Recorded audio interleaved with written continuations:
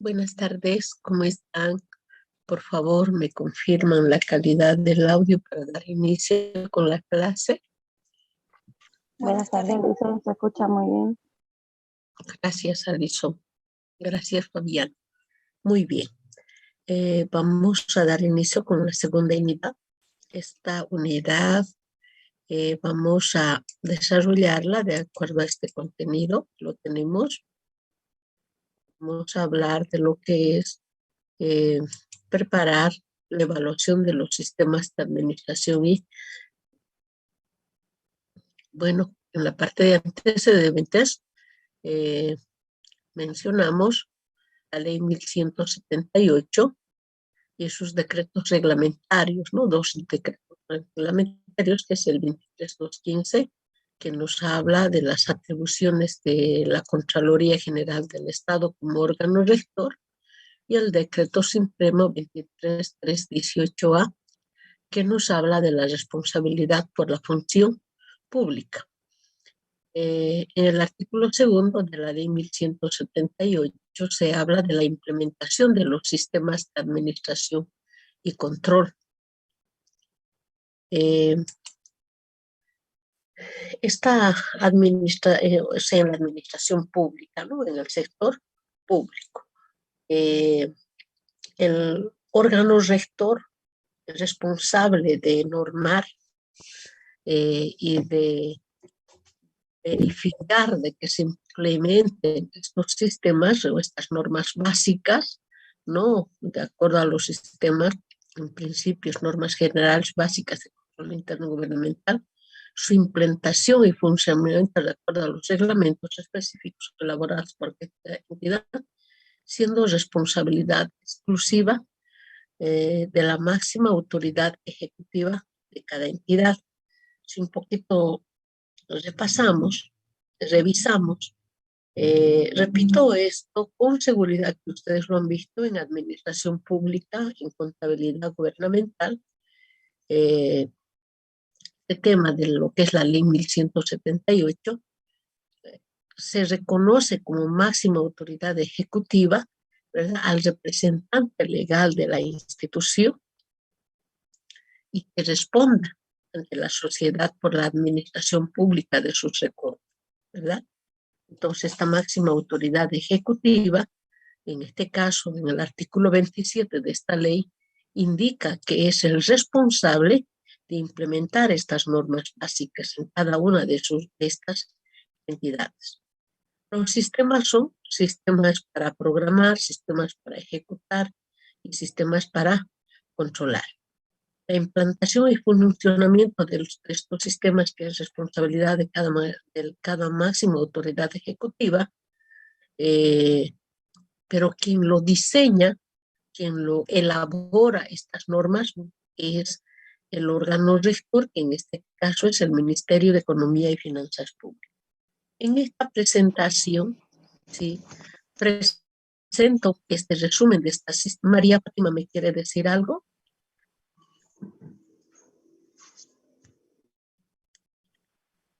Bueno, yo les pido, por favor, que siempre estoy atenta por si alguien levanta la mano, por si alguien abre el micrófono.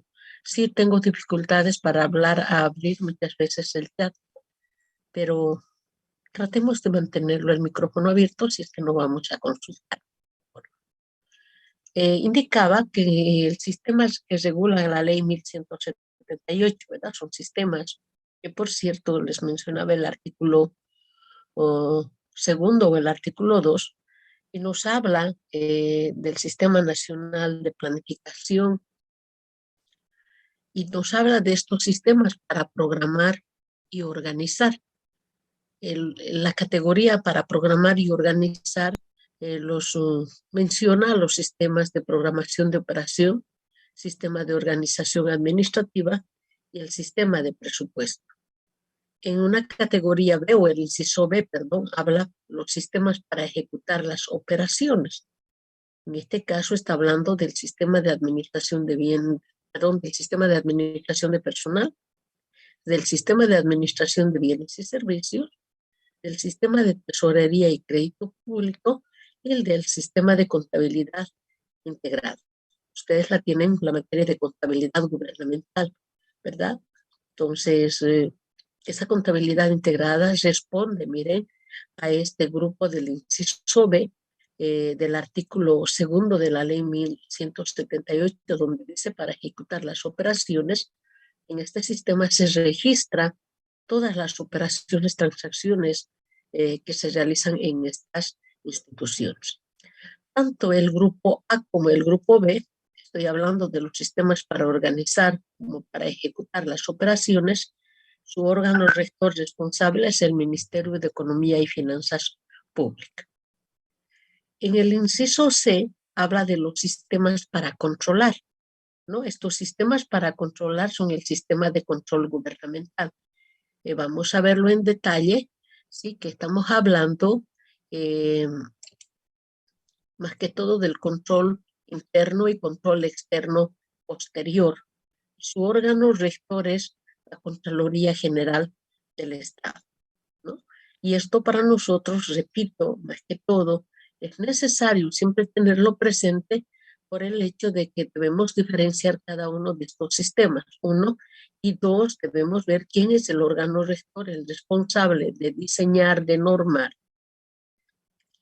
Y para cuando vayamos a evaluar, tenemos que ver, ¿verdad? Si el órgano rector ha diseñado, ha actualizado, y si la MAE, en cumplimiento del artículo 27 de la ley 1178, ha hecho o ha construido, ha diseñado una norma básica específica. En esta otra presentación quiero mostrarles, ¿verdad? Lo que dice la ley 1178, que la conocemos también como SAP, ¿no? Esta ley nos habla todo lo que está implementado en el Estado boliviano, ¿verdad? Esas teorías de sistema. Entonces hablamos del Sistema Nacional de Inversión Pública, estamos hablando del Sistema Nacional de Planificación. Estos dos sistemas muy importantes que lo maneja el Ministerio de Economía y Finanzas Públicas y el Ministerio de Planificación, ¿verdad? Son responsables de dar estas normas. Más que todo es para que pueda implementarse y responsabilidad de todos los servidores públicos, ¿no? Cuando hablamos de todos los servidores públicos nos estamos refiriendo a que todos los que, llamémoslo así, perciben un sueldo financiado por el Tesoro General de la Nación van a ser pasibles a la responsabilidad por la función pública. Les mencionaba que la ley 1178 tiene dos decretos reglamentarios muy importantes, ¿no? El 23215 de las atribuciones de la Contraloría y el 23318A nos está hablando de la responsabilidad por la función pública. Entonces, en la responsabilidad por la función pública, que es un decreto reglamentario importante de la ley 1178, nos menciona los indicios de responsabilidad. De acá en adelante ustedes me van a escuchar hablar siempre de indicios de responsabilidad. O sea, lo voy a diferenciar. Lo que dice la ley habla de responsabilidad por la función pública, ¿no? Responsabilidad. Pero nosotros como auditores, cuando preparamos los informes, cuando hacemos la evaluación de estos sistemas, vamos a hablar de indicios porque de una u otra forma estos informes de auditoría que emitimos solamente son pruebas preconstituidas. ¿Qué significa esto? Que nuestro objetivo de hacer la auditoría no es sancionar, no es mandar a la cárcel a nadie, no es esa nuestra competencia, no es nuestra función.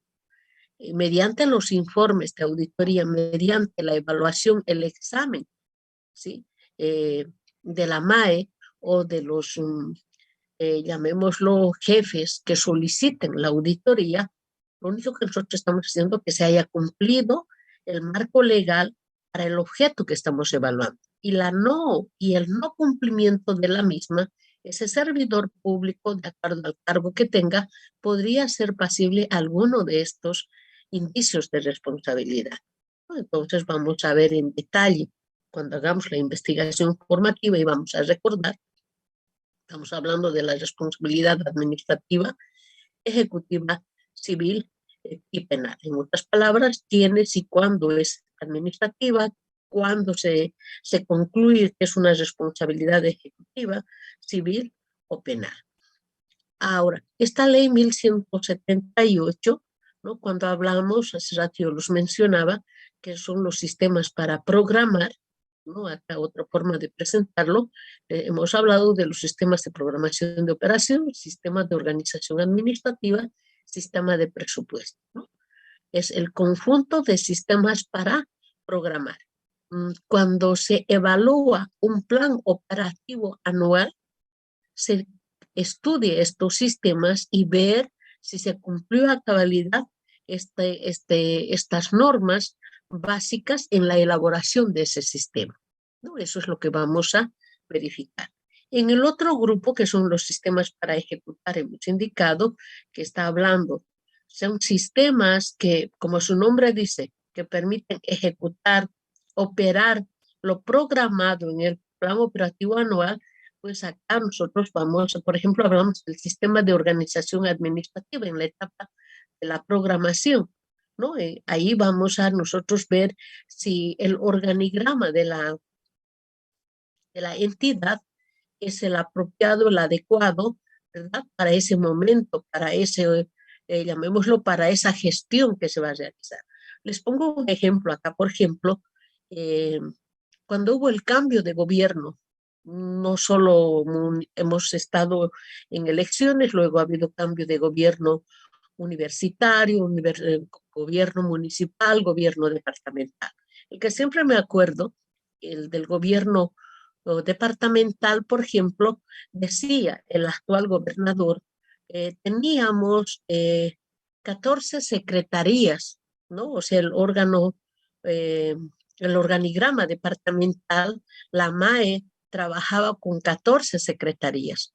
Y dijo, actualmente, después de la pandemia, la crisis económica por la que está atravesando el país, pues hemos visto la necesidad de hacer reestructuraciones.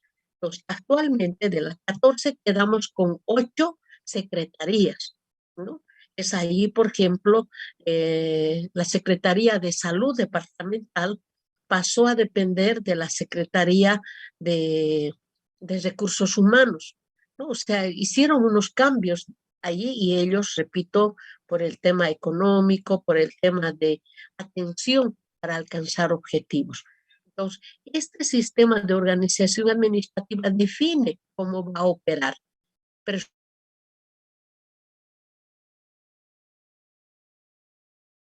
ya en lo que va a ser para ejecutarle el sistema, entonces se requiere contratar personal para poder atender o de repente hay que rotar personal, hay que reubicar personal.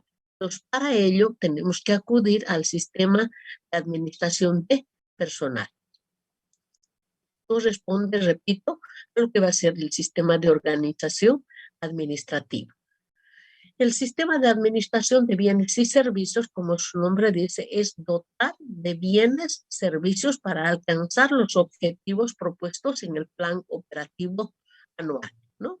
Acá, cuando se analiza este sistema de administración de bienes y servicios, ¿verdad? Nosotros tenemos que conocer, por ejemplo, creo, alguna compañera en la anterior clase decía, tendríamos que ver la contratación para la compra, la licitación. Claro, se va a ver aquello en el marco del sistema de administración de bienes y servicios, si se está cumpliendo o no se está cumpliendo. Es más, nosotros vamos a verificar si el valor de la compra que se ha hecho, si es una compra menor o es una compra mayor, ¿verdad? No todo se licita, no todo, o sea, cada adquisición de ese bien o de ese servicio responde a un procedimiento de ese sistema. El sistema de tesorería y crédito público, en la parte de tesorería, está normando cómo se va a administrar el efectivo en esa gestión. En este sistema de tesorería se maneja, por ejemplo, el flujo de caja. En ese flujo de caja se programa en enero cuánto de recursos va a tener y por qué conceptos va a tener ese recursos esa institución.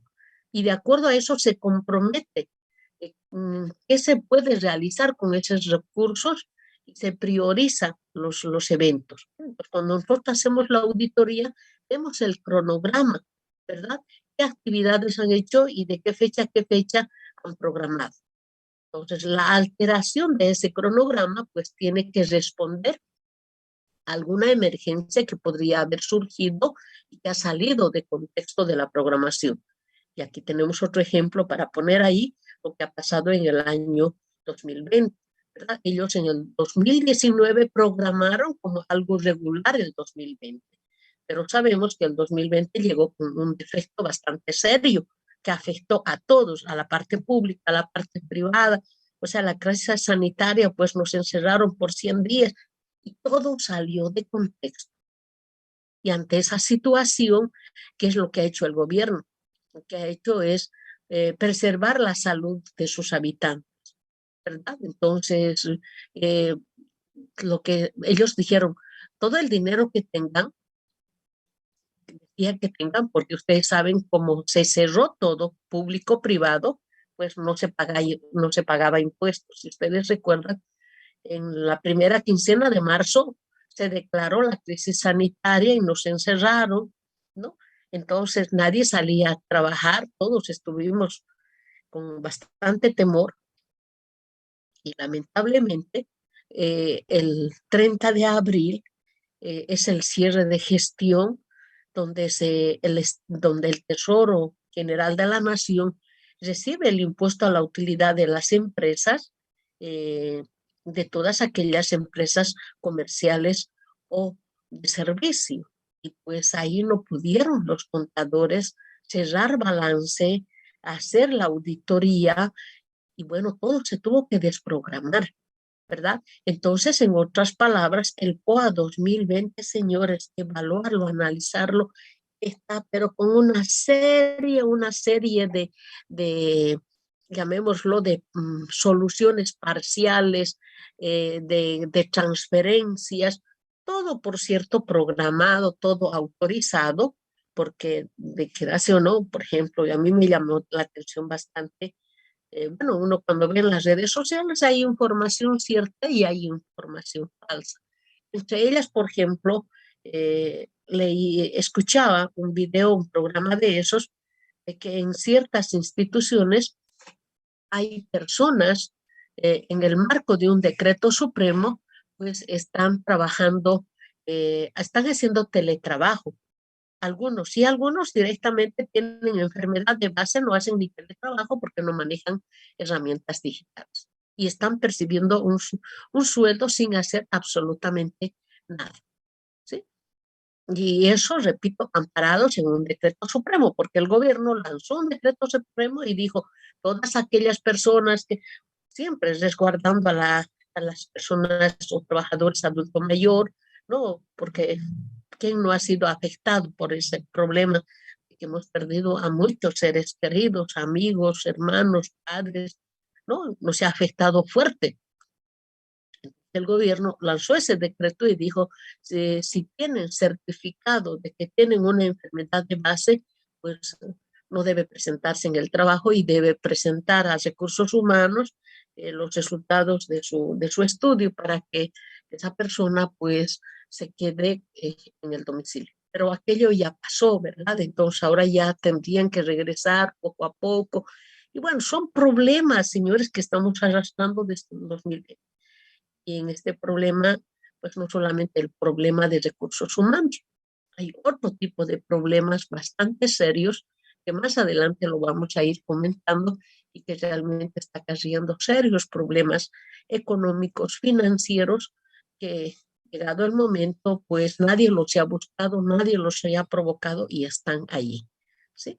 Entonces, este sistema de tesorería y crédito público, señores, no resistió, no soportó y fue, discúlpeme, pero un desorden único. Lo que tenía que hacer por decirles, en agosto, septiembre, pues no se hizo nada, porque estuvo los primeros meses, eh, a partir del segundo trimestre, llamémoslo, no ingresó dinero, no hay plata, no hubo dinero que alcanzara apenas, creo que para pagar sueldos, pero fue una crisis súper fuerte. Entonces, ese flujo de caja, señores, que se construye en el marco de este sistema de tesorería, debe responder al sistema de presupuesto, ¿no? El sistema de presupuesto de ingresos, de gastos, y pues acá en el sistema de tesorería se va administrando esos recursos planificados, cómo tiene que ingresar y cómo se tiene que gastar.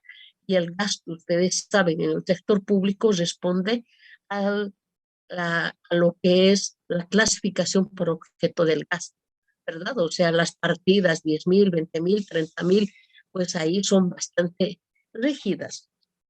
Hay una ley financiera donde todos los años, pues, como se dice, implementa controles con controles bastante, pero rígidos y muy fuertes. El tema de crédito público, más que todo, es cuando la MAE programa algunas actividades, eh, siempre pensando en mejorar la calidad, en buscar el desarrollo de recursos humanos, el desarrollo del municipio, de la región. Muchas veces lo que ellos programan no les alcanza los recursos, sus recursos propios y la subvención del gobierno. Entonces, ante esa necesidad, muchas veces tienen que solicitar crédito, ¿no? Ese crédito, por cierto, dependiendo, se manejan cuantías ahí, dependiendo del importe. En el caso, por ejemplo, de la universidad, tendría que autorizar el ilustre Consejo Universitario a la MAE para acceder, para poder, por ejemplo, dar un porcentaje para un proyecto X. Ocurre lo mismo en el gobierno municipal, ¿no? Al alcalde tendría que autorizarle el consejo municipal y al nivel departamental, la asamblea departamental. Estos créditos públicos, de acuerdo a la cuantía, repito, podría ser las autorizaciones a nivel de consejo o de asamblea. Y cuando son montos mayores, ¿verdad? Muchas veces tienen que inclusive acudir a una autorización desde lo que es la Asamblea Nacional, ¿no? Entonces, esto es muy interesante. En el sistema justamente está regulando de esta forma. El sistema de contabilidad integrada, pues yo me atrevo a decir, en este sistema es lo que asienta todos los movimientos anteriores de los sistemas, ¿no?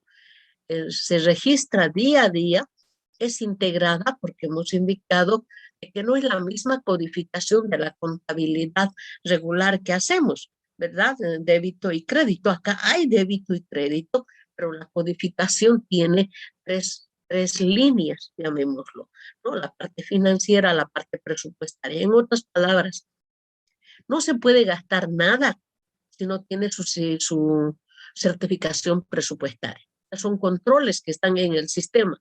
Difícil que ustedes puedan mover una partida presupuestaria si no está presupuestado y si no está, en este caso, para hacer una compra que en este caso se improvisó. El sistema no, hoy al menos está mucho más rígido todavía, con mayor, llamémoslo, complicaciones para los ejecutivos, porque muchos de ellos estaban acostumbrados, ¿verdad?, a hacer transferencias, vamos a reemplazarlo, pues ahora no se puede directamente, salta el sistema. Esos son los grandes dos sistemas. Reitero que su órgano rector responsable de normar, actualizar, es el Ministerio de Economía y Finanzas Públicas. En la parte de los sistemas para controlar, acá justamente nos habla del el órgano rector de este sistema para controlar, control gubernamental. Lo menciona esta ley 1178, el decreto supremo 23.215, que nos habla de las atribuciones de este órgano rector, que es la Contraloría General del Estado. Norma todo lo que va a ser el control interno y el control externo. Estamos hablando del control posterior. Acá es muy importante ya ir poco a poco acostumbrándonos a diferenciar el control previo y el control posterior. El previo lo practican todos los servidores públicos. Todos los servidores públicos lo aplican, lo practican, el control previo. El control posterior lo practican los auditores gubernamentales, ¿verdad? Que pueden estar trabajando en unidades de auditoría interna o podrían estar trabajando en la Contraloría General del Estado o temporalmente podrían estar realizando un trabajo de consultoría o podrían estar trabajando en alguna consultora, ¿no? Entonces también las consultoras podrían temporalmente ser considerados profesionales que practican el control externo. Acá tenemos, ¿sí?, las atribuciones, lo que he venido mencionando, conferidas a la Contraloría General del Estado, ¿no? Es un mandato legal. Específicamente esta Contraloría, bueno, esto está desactualizado, así todavía, porque hay muchos artículos de la ley 1178 del original, nos habla de la República de Bolivia, vamos a ver más adelante, instituciones que ya no están, pero el original de la ley 1178 lo maneja, ¿no? Entonces ya no es ahora Contraloría General de la República, es Contraloría General del Estado desde el 2006, cuando se ha implementado la nueva Constitución Política del Estado. Ya no habla de la República de Bolivia, habla del Estado plurinacional, ¿verdad? O sea, eso está vigente y hay que mencionarlo. Nos guste o no nos guste, tenemos que mencionarlo porque como auditores gubernamentales tenemos que ser respetuosos de lo que está en vigencia. El artículo 23 de la ley 1178, yo había pedido que ustedes tuvieran a la mano. ¿Alguien tiene el artículo 23 de la ley 1178 a la mano?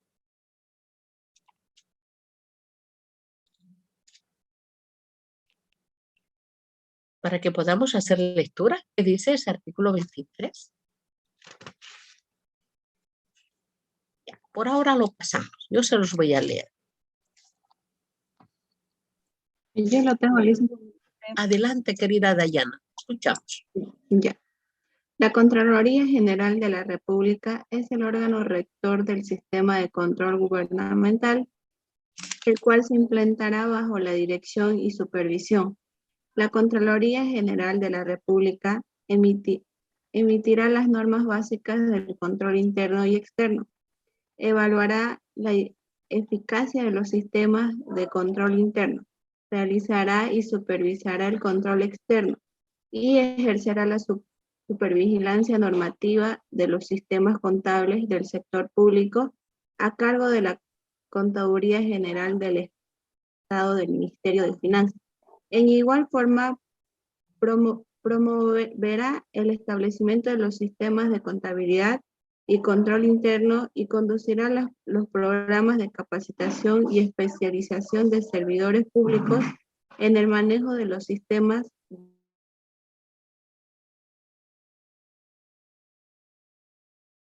Gracias por tenerlo a la mano. Siempre es bueno así para que vayamos interactuando.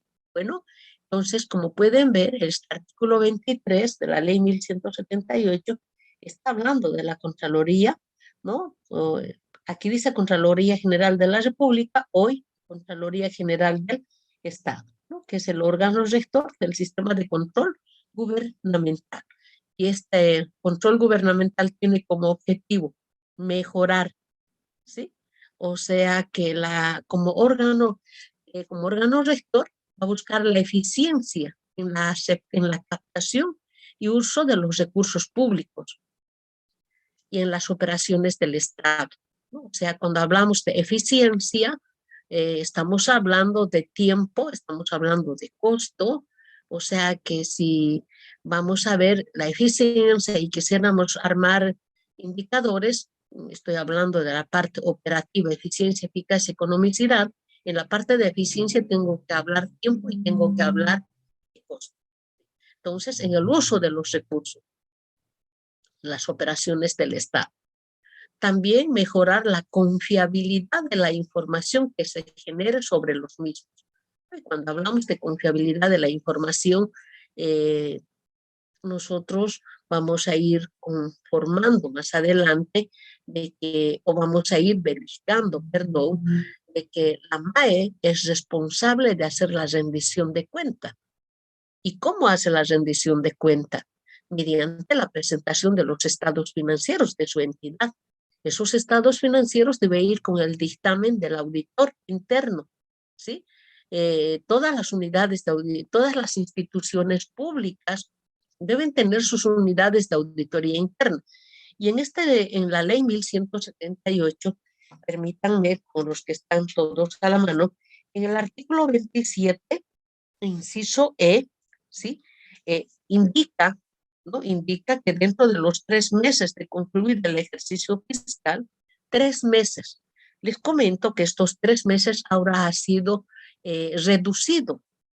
Dice hasta el 28 de febrero, o sea, en los 2 meses siguientes de concluida la gestión, ¿sí? El ejercicio fiscal, cada entidad con patrimonio propio y autonomía financiera entregará, miren esto, entregará obligatoriamente a la entidad que ejerce tuición sobre ella y a la Contaduría General del Estado, y pondrá a disposición de la Contraloría de la República los estados financieros de la gestión anterior, junto con las notas que respondan y el informe del auditor interno.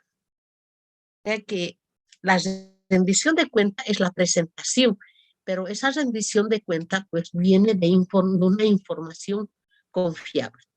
También dice que este control gubernamental busca mejorar los procedimientos para que toda autoridad y ejecutivo rinda cuentas oportunas de los resultados y de su gestión, ¿verdad? Entonces, esta rendición de cuenta que estoy ratificando está en esa ley, perdón, en ese artículo 27, inciso E, ¿sí? Porque la pregunta que muchas veces nos hacemos, ¿cómo se rinde cuenta? ¿Cuál es la rendición de cuenta? Y se imaginan ustedes, por ejemplo, el tamaño de las entidades públicas. Solamente yo les hablo a nivel de los nuevos departamentos. A ver, tenemos 9 gobernaciones. Tenemos 9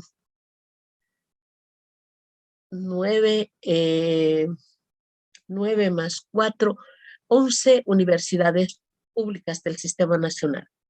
Tenemos 337 gobiernos municipales, ¿no? Estoy hablando de todo Bolivia.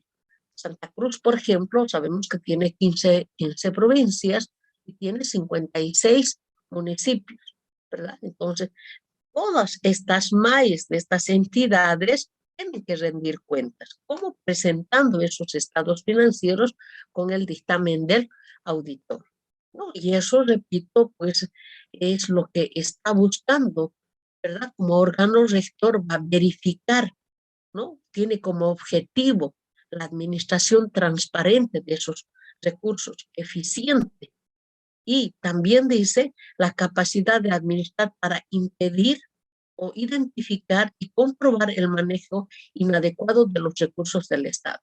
Pues, como en otras palabras, si yo voy a ver que algo no cumple o alguna operación, objeto que yo estoy evaluando está fuera del marco legal, pues yo debo informar, debo comunicar.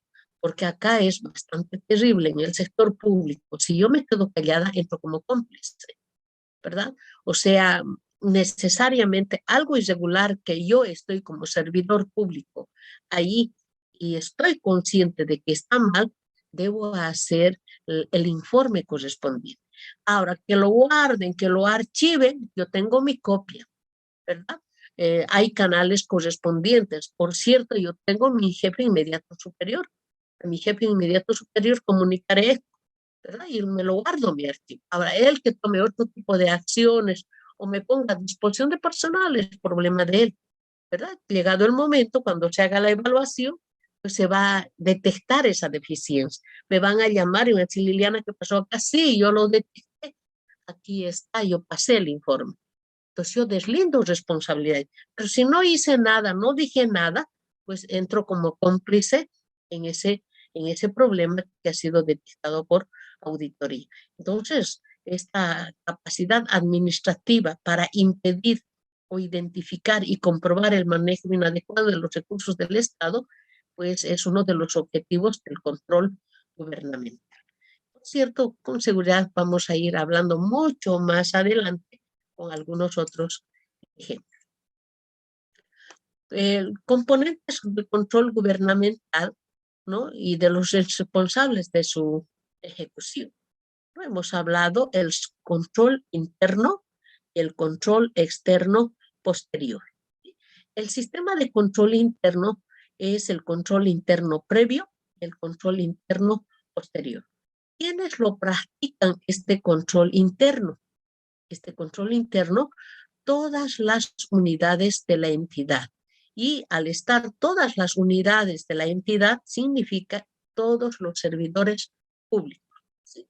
O sea, yo soy responsable de una operación y al ser responsable de esa operación tengo que asegurarme que lo que estoy haciendo no vulnere ninguna norma, ningún reglamento interno.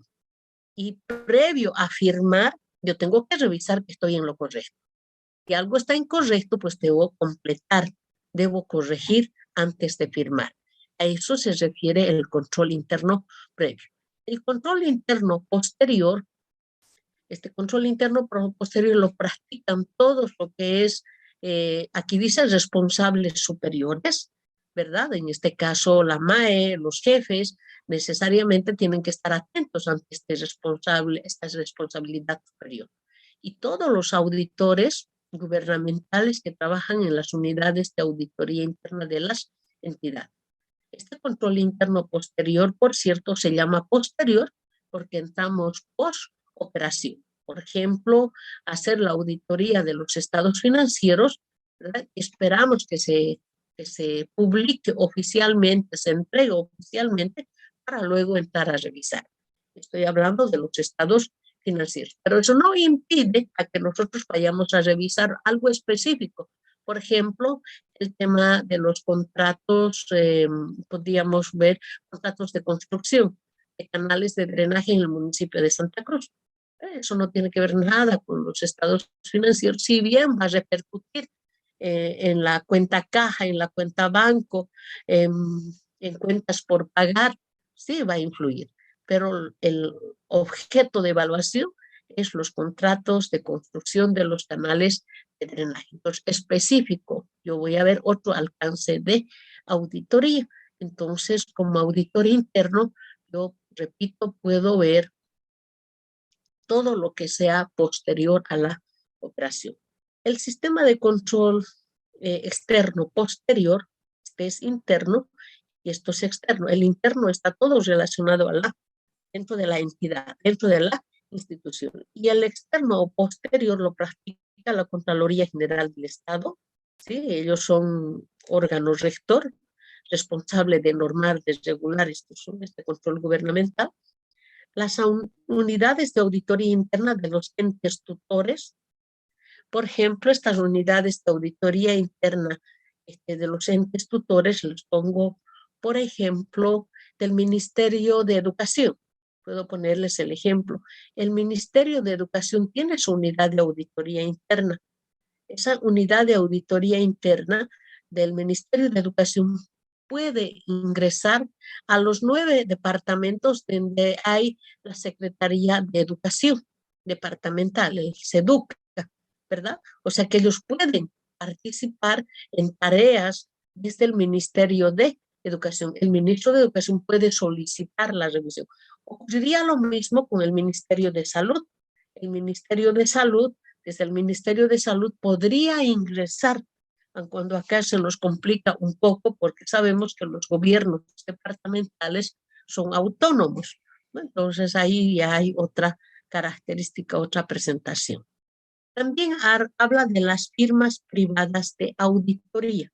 Estas firmas privadas de auditoría nos estamos refiriendo a las consultoras. Las consultoras podrían acceder a trabajos en el sector público previa, por cierto, es toda una licitación, todo un proceso, se adjudican el trabajo de auditoría en las entidades públicas y por el tiempo que dure esa auditoría, los consultores, los auditores consultores son auditores gubernamentales externos. ¿Sí? Terminan su auditoría, presentan el informe a la entidad y ellos vuelven a su consultora y vuelven a ser auditores externos. Y eso es también algo muy interesante y vamos a ver más adelante que no pueden hacer todas las auditorías, solamente ciertos tipos de auditoría del sector público. También practican el control externo posterior los profesionales independientes. ¿A esto a qué se refiere? Que yo como auditor gubernamental profesional en contaduría pública podría ofrecer mis servicios, puedo acceder a alguna convocatoria, ¿verdad? Que las entidades podrían solicitar mi servicio para hacer una auditoría de control externo posterior. Entonces, como profesional independiente podría acceder. Les comento que esto ha ido en la segunda versión del sistema de administración de bienes y servicios, porque en la primera era muy rígida, o sea que no podían participar los profesionales independientes, solamente accedían las consultoras.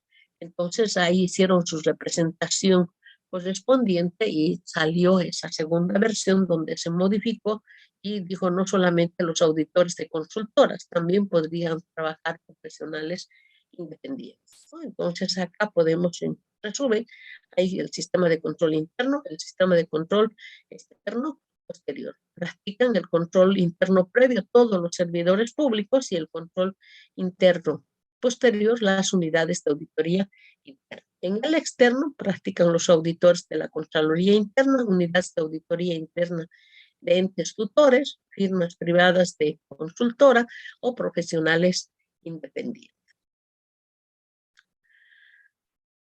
Bueno, me emocioné. La verdad que este punto a mí me fascina por los años que me ha tocado practicar estas auditorías. Pregunto, ¿alguna consulta, alguna duda? Porque pareciera que estuviera solita hablando con pantalla y veo que tengo 39 estudiantes en sala. ¿Alguna consulta, alguna duda, por favor? Sí, adelante, Esteban.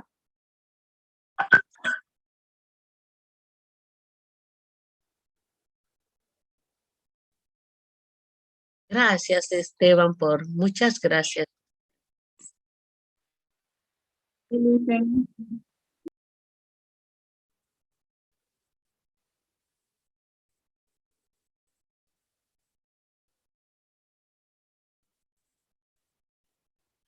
Muy bien, Esteban, así es, por eso siempre les hago recuerdo. Bueno, he tenido, a ver, ¿cómo decir? Eh, He tenido la bendición de haber participado en la autoevaluación y acreditación de la carrera, entonces logré conocer todo el plan de estudio, los contenidos en jornadas académicas. Pues por eso muchas veces con facilidad les puedo decir, este tema es de tal materia, de tal materia. Entonces, un poco también motivarles de que nuestro plan de estudio no permite que nosotros pues hagamos, no es un modelo, o nuestro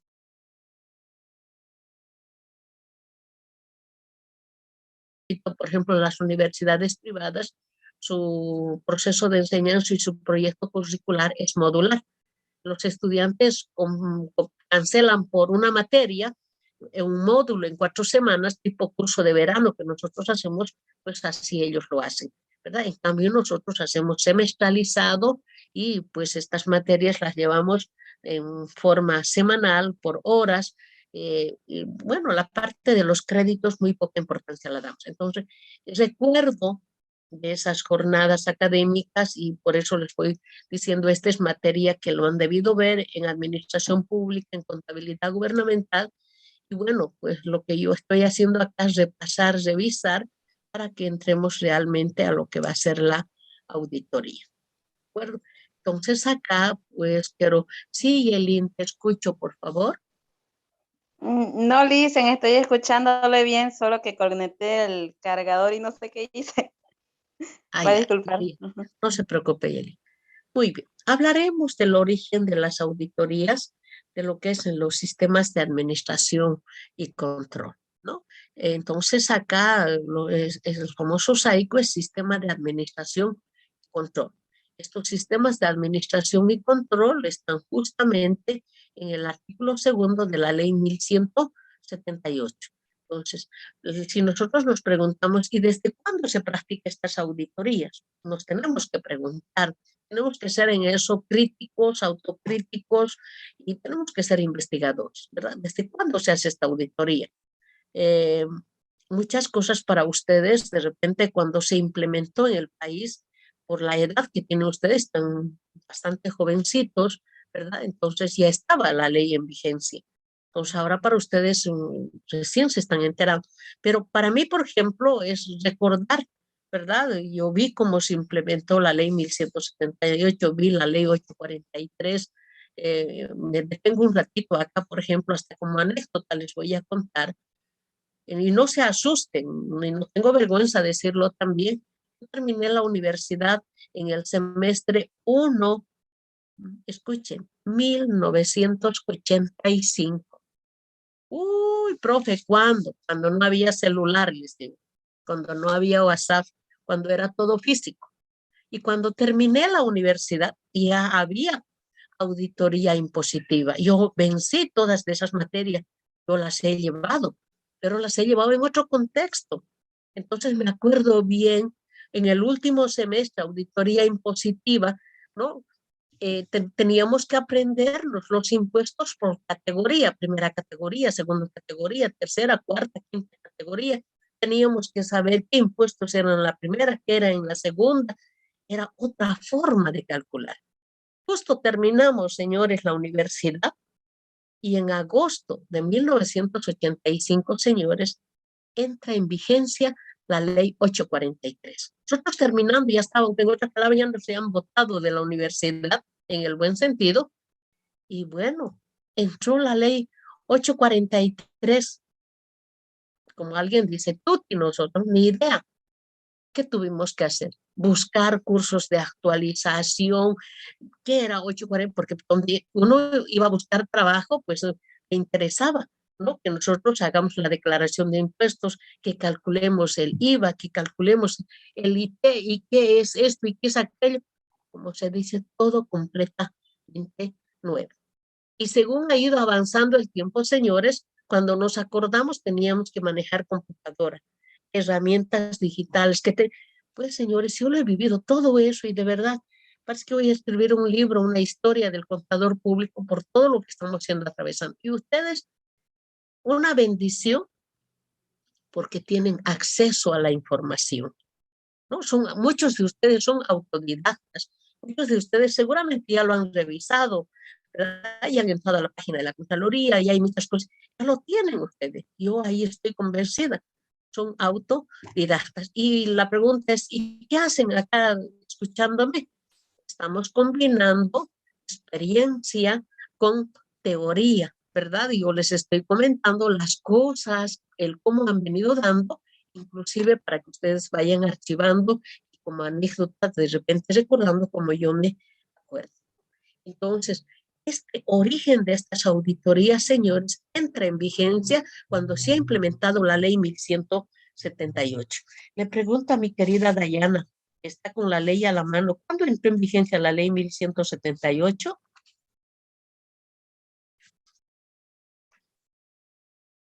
A ver, adelante, Esteban. Perfecto, el 20 de julio de 1990, ¿verdad? Si yo terminé la universidad en el 85, pues casi a los 5 años entra esta nueva ley. Por cierto, para nosotros en ese momento, pues dijimos, esto es la solución para la corrupción, ¿no? Para cortar, como decimos, los dedos a los corruptos. Pues la pregunta ahora se me hace, profe, ¿y funcionó aquello?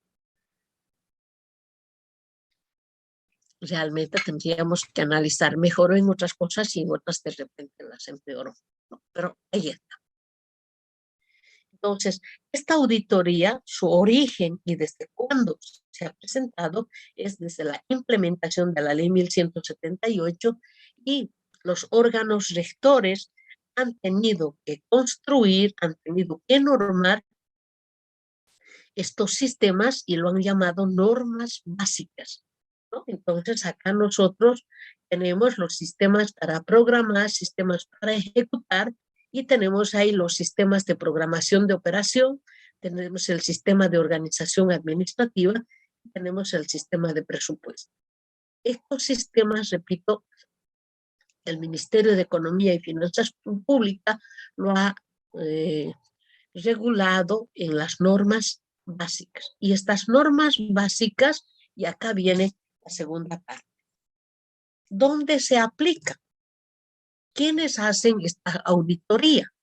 ¿O a quiénes se debe hacer esta auditoría? Pues ahí, no sé si Esteban o Dayana, o bueno, y si hay otro estudiante excelente, si me podrían leer el artículo 3 de la ley 1178. ¿Qué dirá el artículo 3 de la ley 1178? ¿Alguien tiene a la mano?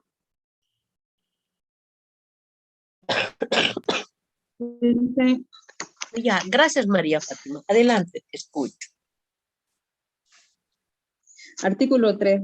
Los sistemas de administración y control se aplicarán en todas las entidades del sector público, sin excepción, entendiéndose por tales la presidencia y vicepresidencia de la República, los ministerios, las unidades administrativas de la Contraloría General de la República y de las Cortes Electorales, el Banco Central de Bolivia, las superintendencias de bancos, de seguros, las cooperativas de desarrollo y las entidades estatales de intermediación financiera, las Fuerzas Armadas y de Policía Nacional, los gobiernos departamentales, las universidades y las municipalidades, las instituciones, organismos y empresas de los gobiernos nacionales, departamental y local, y toda otra persona jurídica donde el Estado tenga la mayoría de patrimonio.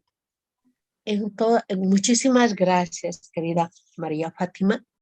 En otras palabras, como decimos, nadie se escapa, ¿verdad?, de las atribuciones de la ley 1178. Ahí les comento, cuando entró en vigencia esta ley, pues todos inicialmente, como siempre, ¿no? Hay sectores donde se oponen a todo y a nada. Y en ese que se oponían a todo y a nada decían, pues esto es el desastre más grande que están entrando a nave. Especialmente las instituciones autónomas como el gobierno municipal, las universidades, dijeron, nosotros realmente no vamos a aceptar, no permitimos.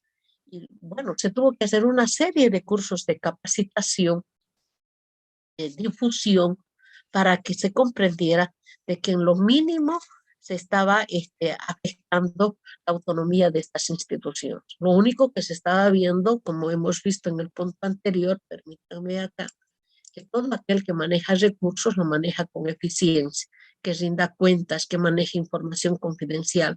Eso es lo que, con información confiable. Eso es lo que se estaba buscando y por eso pues se tuvo que aceptar de una u otra forma.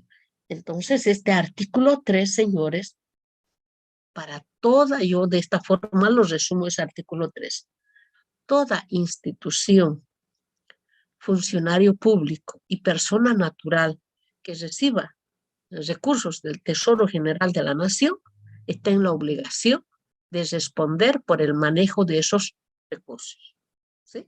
O sea, por ejemplo, les comento, los maestros de educación primaria, secundaria, pues salieron en marchas, habían dirigentes, pero los llamaban dirigentes trotskos, los decían, la verdad que los trotskistas son luchadores, bueno, son ideologías políticas, ¿no?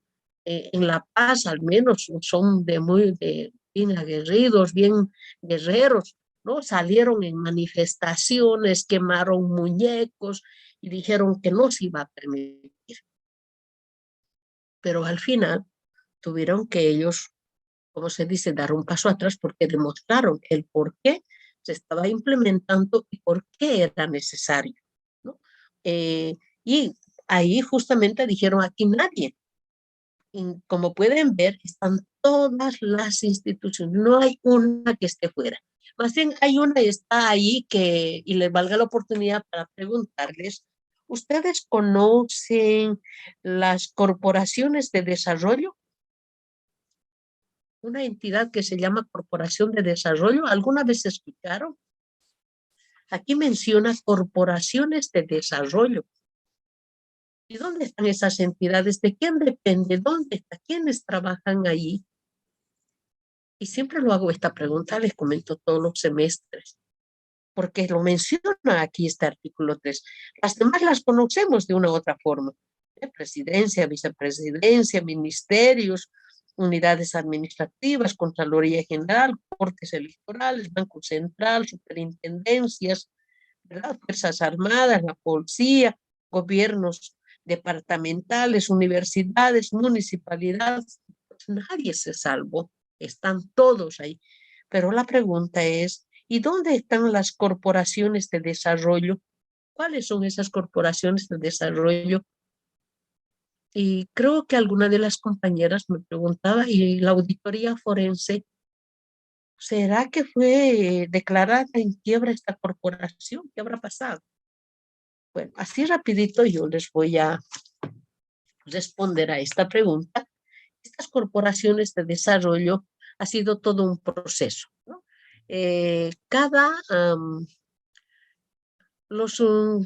Han debido escuchar hablar ustedes del prefecto departamental.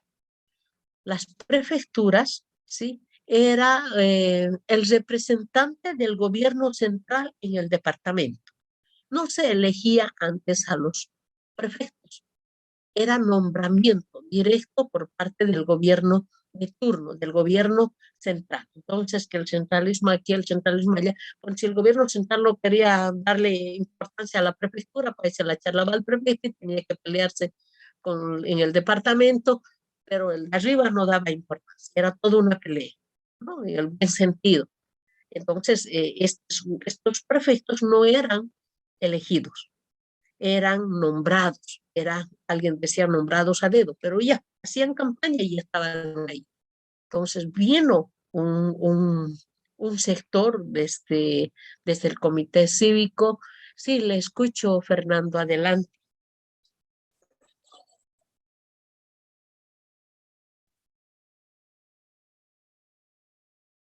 Perfecto, muy bien. Vamos a llegar a eso, querido Fernando. Sí, vamos a ver.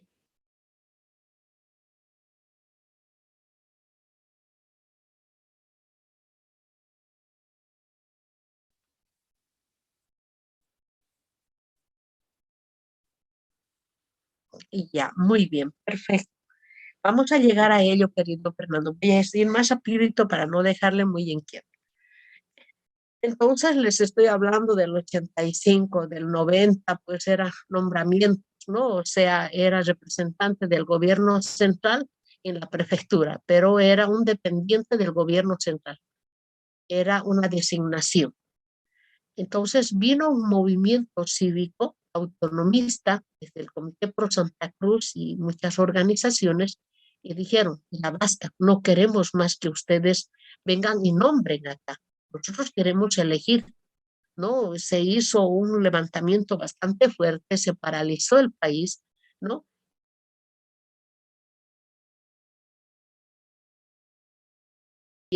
Y se vino las elecciones, ¿no? Esto, espéreme, creo que ha sido ya en el 2006, 2007, más o menos. Ha entrado en vigencia, les repito, la ley marco de autonomías y ha tenido que elegirse. Claro, ha sido con muchas, como les digo, consecuencias, retos, marchas, ¿no? Pero logró, como se dice al gobierno central, los gobiernos, en este caso comités cívicos, habían comités de defensa a la democracia, ellos, en otras palabras, como decimos, doblaron el brazo al gobierno central y tuvieron que normar y tuvieron que sacar las elecciones para los gobiernos departamentales. Entonces, el prefecto era Rubén Costas y luego ha tenido que candidatear para ser gobernador. A partir de ahí, tenemos gobiernos departamentales electos, ya no hay nombramientos del gobierno central. Cada gobierno departamental, pues como podemos ver en la actualidad, hay azules, hay rojos, hay verdes, de todo, hay diversidad. Y cada uno de acuerdo a su región busca pues, el desarrollo. Que por cierto, pues tiene problemas, ¿no? Si no es de la misma línea del gobierno nacional, pues muchas cosas, como estamos viendo acá, el hospital de Montero, que hasta ahora se puede poner en marcha, porque quiera sea o no, los ítems dependen del Ministerio de Salud, que es el gobierno central. Entonces no se puede disponer de recursos. Hay aspectos que ahí no se ha podido completamente centralizar lo que es el tema de la parte de salud y la parte de educación, ¿no? Educación y salud, todavía las políticas de educación y salud se las maneja a nivel central, a pesar de que en los gobiernos departamentales hay el ministerio, perdón, hay la Secretaría de Salud, hay la Secretaría de Educación, pero sus políticas se limitan, no es, como se dice, plena, y eso pues se espera realmente en adelante realizarlo de una forma completa, ¿no? Porque no hay recursos. En otras palabras, tendría que el gobierno central, el presupuesto de los profesores, pasarle a la gobernación, el presupuesto que cancela sueldos a los médicos, enfermeras, tendría que pasarlo al gobierno departamental para que lo administre. No, señores, que ha pasado en la ley, ellos si lo han reglamentado, pues son políticas de Estado, salud, educación, prioridad, y por tanto ellos lo administran, la parte de recursos humanos. Y lo que es infraestructura, en la parte de salud, lo que es primer nivel, se lo han entregado, mantenimiento de infraestructuras para el gobierno departamental, perdón, de tercer nivel. Lo que es primero y segundo les han dado a los gobiernos municipales, pero solamente mantenimiento de infraestructura. ¿Y qué le da vida a la infraestructura? Son pues los médicos, pero ellos no lo pueden manejar aquí. Contrataciones, todo eso viene con el gobierno central. Y si quieren contratar a nivel local, pues tienen que solicitar con proyectos de IDH, son temporales, tenemos problemas, ¿verdad? Con gente de salud que ha tenido que salir a pedir que se les pague, que se les debe de 3 meses, de 4 meses, que no les pagan, porque bueno, lamentablemente no hay recursos. Entonces, este tema del centralismo ha traído muchas, como se dice, consecuencias, y bueno, las prefecturas, los gobiernos departamentales en representación del gobierno central, pues tenían las corporaciones de desarrollo. Estas corporaciones de desarrollo, como su nombre dice, uno por departamento, buscaban el desarrollo de la región. Ahí, por ejemplo, han debido escuchar hablar ustedes de Cordecruz, de Cordep, Cordetar, Cordeben y Cordepas. Cada departamento tenía una corporación de desarrollo. Propiamente acá en Santa Cruz, donde está funcionando la gobernación, esa infraestructura era de la Corporación de Desarrollo de Santa Cruz, ¿sí?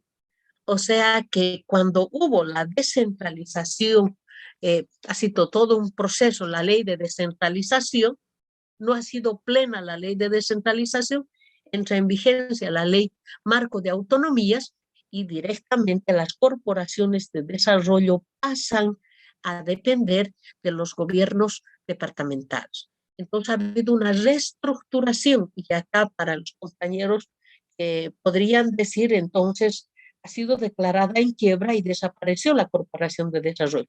Ha sido reestructurado. Eso ocurre a nivel público, ¿no? Lo que yo les decía cuando hablamos de auditoría forense, no podríamos nosotros en una institución pública declararla en quiebra como en la parte privada. Hay reestructuraciones, hay reformulaciones. Difícil que podría ser declarada en quiebra. Entonces, ¿qué estudia la auditoría forense? Habíamos dicho el fraude, la corrupción. ¿No? Eso es lo que va en la parte pública. Entonces, este artículo 3, señores, pues es para todos, ¿no? Y en la última parte, y toda otra persona jurídica donde el Estado tenga la mayoría del patrimonio, ¿no? En este caso estamos hablando de las empresas públicas donde haya participación privada. Entonces también hay. Inclusive las personas particulares que ofrecen servicio al Estado, reciben recursos del Estado, ¿verdad? Ellos son pasibles a indicios de responsabilidad, especialmente civil o penal. A ver qué ejemplo les puedo dar. Cuando en la parte más que todo vial, cuando hay construcción de carreteras, por ejemplo, se presentan proyectos, pues estas construcciones son terciarizadas. En la terciarización se acude al sector privado, se hace la licitación, se adjudica la obra y de acuerdo al proyecto se va cancelando. Estoy manejando proyectos, por favor, construcción de carreteras con proyectos. Entonces, ¿quién ejecuta este proyecto? Son empresas privadas, de acuerdo a especificaciones técnicas. Si se detecta, o sea, cuando se hace la auditoría de proyectos de carretera, si se detecta que ese proyecto de carretera no cumple con las especificaciones técnicas, esa empresa constructora tendría que devolver ese dinero. Entonces, cuando hablamos acá también, que tengo también, y toda otra persona, dice, jurídica. O sea que las otras personas no solamente serían las empresas públicas en la cual tengan socios privados, también personas particulares, lo menciona el inciso B, el artículo 31 de la ley 1178, personas naturales. Entonces, esto, repito, yo lo voy a ir desarrollando, voy a irlos poniendo ejemplo más adelante. Tenemos acá, y es bueno recordarlo, la finalidad de la ley 1178, ¿no? Administrar la captación y uso eficaz y eficiente de los recursos públicos. Disponer de información útil, oportuna y confiable. Todo servidor público asume responsabilidad por el logro de objetivos, forma y resultados, ¿no? O sea que necesariamente acá, ¿y dónde están esos objetivos? ¿Dónde están los resultados? Podríamos preguntar. Los objetivos los encontramos en el plan estratégico, en el plan operativo anual.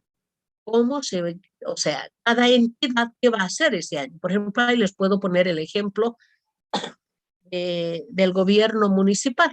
Ellos van a decir, vamos a construir 10 colegios, ¿no? Como objetivo. Entonces, cuando se haga la auditoría, nosotros esperamos el resultado de que se haya construido los 10 colegios, ¿verdad? Y si no se ha construido, hay que ver cuál ha sido la causa, ¿no? ¿Qué es lo que ha pasado? Tenemos que ver más adelante, cuando se haga una auditoría de control, vamos a ver la causa y tenemos que buscarlo para ver, para que no se le asigne una responsabilidad. Y también dice desarrollar la capacidad la capacitación administrativa permanente. Y acá trato la ley, el artículo 3, trato de resumirlo en forma actualizada, ¿sí? En esta presentación, por cierto, yo lo voy a subir a la plataforma, ¿no? ¿Cómo está conformado el Estado actualmente, ¿no? El legislativo, donde pues hablamos de la Cámara de Senadores, de la Cámara de Diputados, de la ley, el artículo 3 perfectamente acá ingresa para que ellos manejen de forma transparente los recursos que se les da. Su objetivo, que es de este poder del Estado legislativo, es dictar leyes, abrogar, derogar, modificar e interpretar la misma, ejerciendo atribuciones señaladas en la Constitución Política del Estado. O sea que ellos, su trabajo de ellos es legislar. También en esta Cámara de Legislativo, ellos que son representantes nacionales, ¿verdad? Permanentemente van a estar vigilando, supervisando, controlando de que de una u otra forma se administre de forma transparente los recursos del Estado. Tienen facultades ellos para solicitar. Si ustedes recuerdan, cuando un ministro incurre en algunas deficiencias administrativas, llamémoslo así, pues el Parlamento los convoca, ¿verdad? Les convoca para que ellos allá vayan a presentar. Puede ser censurado, puede ser llamado la atención, tienen que responder ante el legislativo. El ejecutivo, que está por el presidente del Estado plurinacional, los ministros del Estado, ¿sí? Los órganos de coordinación institucional, las empresas públicas, ¿no? ¿Qué hacen ellos? Ejecutar y hacer cumplir las leyes expedidas, expidiendo decretos y órdenes convenientes. En este caso, ellos legislan, emiten las leyes, son marco, ¿verdad? Para operativizar estas leyes necesariamente tiene que estar reglamentado en decretos supremos. Entonces, su función del Ejecutivo, toda ley que le llega del Parlamento, ellos lo tienen que revisar y lo tienen que reglamentar para que entre en vigencia. La ley 1178 en su momento lo hicieron en el legislativo. El decreto supremo 23.215, 23.318, señores, lo han hecho en el Ejecutivo. ¿De acuerdo? Tenemos el otro poder que es el judicial, ¿no? En el judicial son los que administran justicia, ¿verdad? ¿Y cómo está organizado esto? El Tribunal Supremo de Justicia, el Tribunal Agroambiental, esto es nuevo, por cierto, el Consejo de la Magistratura y el Tribunal Constitucional Plurinacional. Es lo máximo este Tribunal Constitucional. Si estos otros tribunales no acceden y la persona afectada cree que está siendo, llamémoslo, afectado en sus derechos constitucionales, pues va a acudir al Tribunal Constitucional. Y en este caso el órgano electoral. El órgano electoral está compuesto por el Tribunal Supremo Electoral. Antes del Estado plurinacional no había el órgano electoral, ¿no? Era una oficina más, pues ahora está como un órgano dependiente del Estado plurinacional. Este órgano electoral es el Tribunal Supremo Electoral, Tribunal Electoral Departamental, juzgados electorales, jurados de mesas de sufragio, notarios electorales. Su función principal de ellos, que es preparar, desarrollar, vigilar y controlar los procesos electorales, ¿no? Entonces, bueno, ahora es otra cosa, cumple o no cumple. Pero, señores, todos estos órganos, ¿verdad? No se excluyen, no se escapan de las atribuciones de la ley 1178.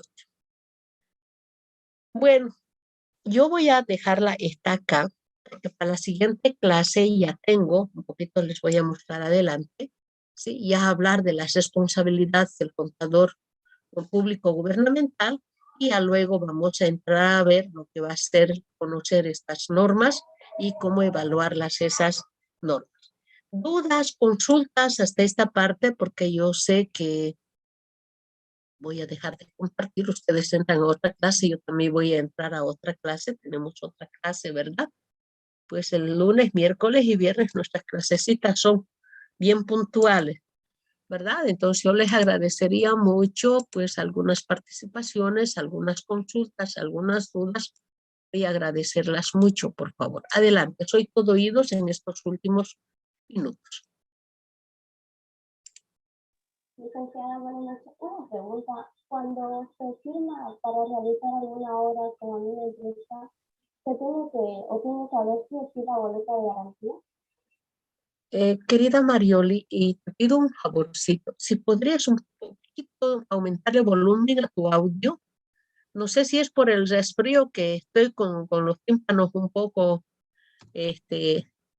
delicados. No te entendí bien, vas a disculpar. ¿Podrías aumentarle volumen a tu audio, por favor? ¿Ahora sí me escucha? Ahora sí, excelente, muy bien, Mario. Le preguntaba si cuando se firma algún contrato con una empresa privada para realizar alguna obra pública, ya sea canales de drenaje, tiene que haber sí o sí la boleta de garantía. Así es, querida Marione. Está dentro de las especificaciones técnicas, las normas básicas del sistema de administración de bienes y servicios, solicita esas boletas de garantía, ¿no? Porque son, de una u otra forma, está viéndose de que la obra que va a hacer, uno, que se cumpla con las especificaciones técnicas y haya garantía, ¿verdad? Entonces esa boleta de garantía es de 3 meses, de 6 meses, dependiendo.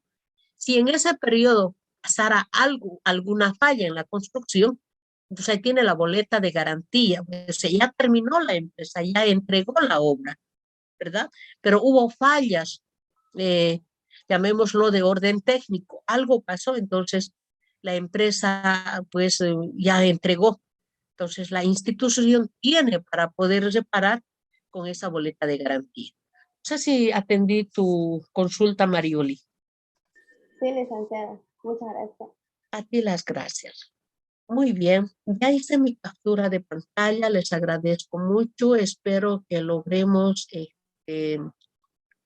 realmente estamos en el límite, parece, de inscripciones, espero que mañana logren adicionar las materias y la próxima semana ya estemos con nuestros estudiantes definitivos. ¿Sí? Quiero pedirles un favor, el día viernes, estoy viajando por motivos familiares, les voy a pedir esta vez, prometo por esta vez solamente pedirles tolerancia, permiso y también de paso hacer una revisión médica. Entonces les agradecería mucho, por favor, el día viernes me den la tolerancia, el permiso. Directamente el día lunes nos estaríamos conectando. ¿De acuerdo? Yo les agradezco mucho por su comprensión. Está bien, licenciada, no se preocupe. Que le No, vaya yo les bien. agradezco. Dios le agradezco. La salud salud primero, dicen. Sí, lo que pasa es que me dio un resfrío tan fuerte, entonces yo, la verdad, donde voy a viajar es para mí, como se dice, es hasta una alergia ya el mío, lo que me han dicho de que tengo que cambiar de ambiente, de clima, y es la segunda vez que tengo este problema. El médico me dice, una noche vayas a dormir a Samaipata y usted se va a sanar, porque ya no sé con qué más, ya me preocupa el tema de los pulmones, ¿no? Y es una crisis de tos a momentos que me quiere dejar sin respiración. Entonces, eso pues no debo dejarlo pasar mucho. Por eso estoy viajando el día viernes, creo que mi vuelo es a la 1. Entonces, no voy a poder pasar. Les voy a agradecer mucho, trato de reponerlo esa clase, prometo no volverme a faltar, no pedirles nuevamente permiso. Listo, les agradezco mucho por su comprensión y estaríamos conectándonos el día lunes. Pórtense bien, cuídense mucho y nos vemos el día martes. Muchas gracias. Hasta el martes. Dicen, disculpe, ¿lo pueden subir esta diapositiva a la plataforma? Sí, querida Alison, enseguida. Voy a entrar a la otra clase, por favor, y termino la otra clase y los dos lo voy a subir en uno. ¿Listo? Muy bien, Lo voy a licenciada, subir. gracias. Hasta el lunes. Gracias, licenciada. Ya, hasta el lunes. Buen día, se cuida. Gracias. Mejores. Muchas gracias.